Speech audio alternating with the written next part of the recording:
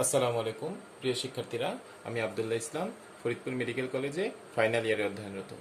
Dream medical academic and admission কেয়ারের পক্ষ থেকে আমরা তোমাদের সাথে উপস্থিত হলাম নতুন একটি ভিডিও নিয়ে। আমাদের আজকের এই ভিডিওটা বিশেষ করে এইচএসসি 2026 ব্যাচের শিক্ষার্থীদের জন্য, যারা এখন ফার্স্ট ইয়ারে। এখান থেকে এইচএসসি 2025 ব্যাচের শিক্ষার্থীরাও অনেক উপকৃত হবে বলে আমরা আশা করছি। তো চলো আমরা ভিডিওটা শুরু করি।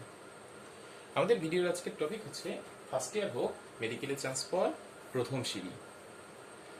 আমরা ফার্স্ট ইয়ার থেকে যদি কিছু কৌশল অবলম্বন করে আমরা আমাদের পড়াশোনাটাকে চালাইতে পারি, তাহলে সেই ফার্স্ট ইয়ারের পড়ালেখায় আমাদের মেডিকেল অ্যাডমিশনের চান্স পাওয়ার ক্ষেত্রে খুবই গুরুত্বপূর্ণ ভূমিকা পালন করবে।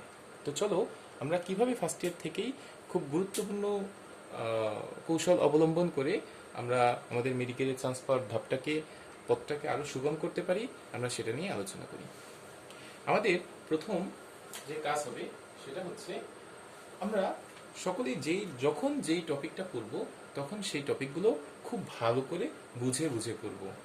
যে কোন ঘটনাটা কেন হয়েছে এবং তার ব্যাখ্যা কি, সেগুলো আমরা খুব ভালো করে বুঝে বুঝে পড়ব। যেহেতু আমরা এখন ফার্স্ট ইয়ারে, আমাদের হাতে এখনো যথেষ্ট সময় আছে, তো আমরা আমাদের পড়াটাকে একদম বেসিক থেকে বোঝার চেষ্টা করব, যেন এই পড়াগুলো আমাদের অনেক দিন মনে থাকে।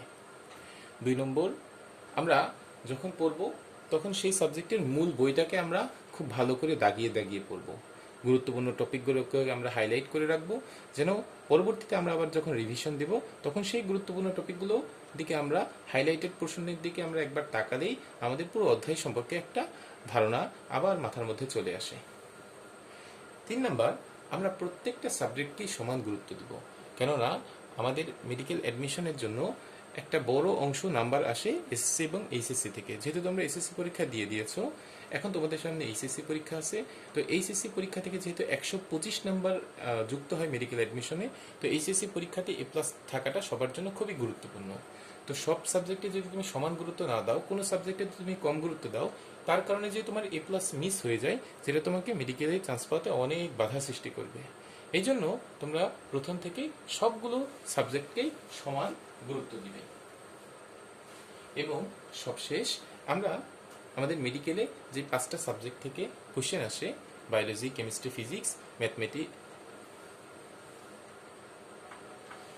সবশেষে আমাদের মেডিকেল অ্যাডমিশনে যে টপিকগুলো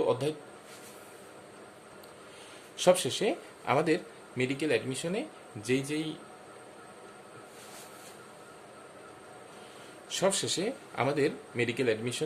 যেই সাবজেক্ট থেকে কোশ্চেন আসে, অর্থাৎ বায়োলজি, কেমিস্ট্রি, ফিজিক্স, ইংলিশ এবং সাধারণ জ্ঞান, আমরা সাধারণ জ্ঞান বাদে 4টা সাবজেক্টে আমরা এইচএসসিতে পড়ি।